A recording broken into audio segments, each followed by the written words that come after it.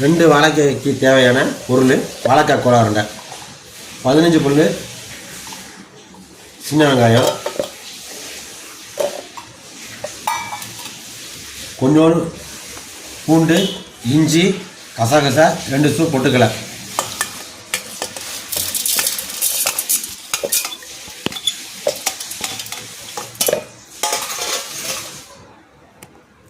பச்சை மிளகாய், 1/2 ஸ்பூன் கரம் மசாலா, அரை மூடி தேங்காய். இதை அப்படியே அரைச்சி திக்காக எடுத்துக்கிறணும். தேவையான அளவு உப்பு.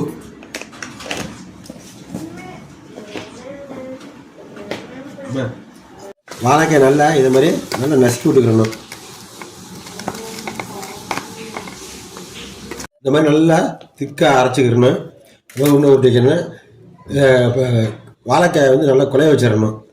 குழைய வச்சுட்டு இந்த மசாலா இப்படி இருந்து திக்காக உருட்டி நமக்கு தேவையான அளவுக்கு உருட்டி சின்னதாக சீக்கிரம் வேகும். அதை வச்சு வறுத்து எடுத்துட வேண்டியதான்.